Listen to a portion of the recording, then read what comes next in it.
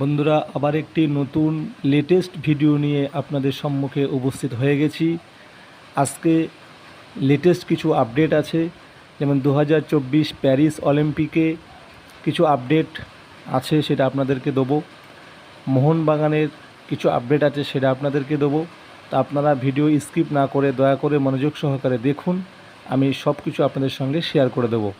প্রথম যে বিষয়টা নিয়ে আপনাদেরকে বলতে চাইছি যে 2024 অলিম্পিকে যত ভারতীয় অ্যাথলিটরা প্যারিসে অলিম্পিকে অংশগ্রহণ করেছে এবং সেখানে তুল্যমূল্য বিশালভাবে লড়াই হচ্ছে, প্রতিটা খেলায় উত্তেজনার মুহূর্ত তৈরি হচ্ছে।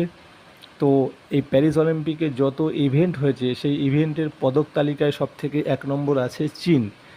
তারা 11টি স্বর্ণপদক পেয়েছে, 7টি রৌপ্য পদক পেয়েছে এবং 7টি ব্রোঞ্জ পদক পেয়ে মোট 25টা পদক তারা পেয়েছে।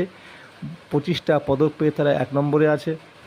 2 নম্বরে আছে ইউনাইটেড স্টেটস, তারা 9টি স্বর্ণপদক পেয়েছে, 16টি রৌপ্য পদক পেয়েছে এবং 13টি ব্রোঞ্জ পদক পেয়ে 38টা পদক পেয়ে দ্বিতীয় স্থানে আছে। 3 নম্বর স্থানে আছে ফ্রান্স, তারা 8টা স্বর্ণপদক পেয়েছে, 11টি রৌপ্য পদক পেয়েছে এবং 8টি ব্রোঞ্জ পদক পেয়ে 27টা পদক পেয়ে তারা 3 নম্বরে আছে। আমাদের ইন্ডিয়া, ভারতবর্ষ, তারা 44 নম্বরে আছে, তারা 3টি ব্রোঞ্জ পদক পেয়ে 44 নম্বরে আছে। তো আমাদের ইন্ডিয়ানদের মধ্যে যারা পদকগুলি পেয়েছেন তারা হলো মানু ভাকের, তিনি 10 মিটার পিস্তলে ব্যক্তিগত ইভেন্টে ব্রোঞ্জ পদক পেয়েছেন। আরেকটা গ্রুপ ম্যাচে মানু ভাকের ও সর্বজিৎ সিং, তারা 40 মিটার পিস্তলে শুটিংয়ে ব্রোঞ্জ পদক পেয়েছেন। এবং আরেকটি ব্রোঞ্জ পদক এসছে, যেটা হলো 50 মিটার রাইফেলে স্বপ্নিল কুসলে, তিনি ব্যক্তিগত ইভেন্টে ব্রোঞ্জ পদক পেয়েছেন। এই নিয়ে মোট 3টি ব্রোঞ্জ পদক ভারতবর্ষের ঝুলিতে এলো। তা আমাদের ভারতবর্ষের বাসীর জন্য গর্বের বিষয় যে আমাদের ভারতবর্ষের অ্যাথলিটরা তারা নিজের সর্বস্ব দিয়ে তারা দেশের জন্য কিছু গৌরব অর্জন করছেন। তো যারা পদক পেয়েছেন প্রত্যেক ভারতবাসীর তরফ থেকে তাদের বন্দে মাতারাম শুভেচ্ছা জানাই। তারা ভালো থাকুক, তারা আরও যে ব্যক্তিগত ইভেন্টগুলো আছে তারা সেখানে অংশগ্রহণ করে ভালো ফলাফল করার চেষ্টা করুক। দ্বিতীয় যে আপডেটটা আমি আপনাদেরকে দেবো, যেটা হচ্ছে রোশন সিং, ব্যাঙ্গালোর এফসির ফুটবলার।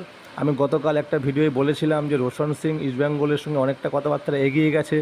তো আজকের খবর হলো মোহনবাগান রোশন সিংয়ের জন্য অল আউট যাচ্ছে। তারা সুভাষিস বসুর ব্যাকআপ হিসাবে রোশন সিংকে ভাবছে এবং রোশন সিংকে নিতে গেলে মোহনবাগানের বিশাল পরিমাণে একটা ট্রান্সফার ফি দিতে হবে। তা মোহনবাগান সেই ট্রান্সফার ফি দিতে প্রস্তুত। তো দেখা যাক মোহনবাগান এই ডিলটা কমপ্লিট করতে পারে কিনা। যদি মোহনবাগান এই ডিলটা কমপ্লিট করে তাহলে একটা লেটেস্ট সাইন হবে বলে আমার মনে হয়।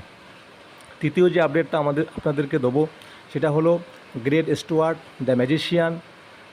গ্রেট স্টুয়ার্ট সম্বন্ধে আপনাদের নতুন করে বলার কিছু নেই। তিনি ভারতবর্ষে একজন সফল বিদেশি, সফল অ্যাটাকার এবং তিনি খেলা তৈরি করতে পারেন, খেলা কন্ট্রোল করতে পারেন। তো সেই গ্রেট স্টুয়ার্ট আগামীকাল কলকাতা বিমানবন্দরে অবতরণ করে মোহনবাগান মাঠে আসবেন। তো যারা গ্রেট স্টুয়ার্টকে স্বাগত জানাতে চান তারা আগামীকাল বিকালে চলে যাবেন। বন্ধুরা, আজকের এতটুকুই শেয়ার করার ছিল আপনাদের সঙ্গে। যদি চ্যানেলটা ভালো লাগে দয়া করে চ্যানেলটা সাবস্ক্রাইব করে পাশে থাকবেন এবং যদি ভিডিওটি ভালো লাগে তাহলে আপনারা একটা লাইক কমেন্ট করে উৎসাহ দিয়ে যাবেন। ধন্যবাদ।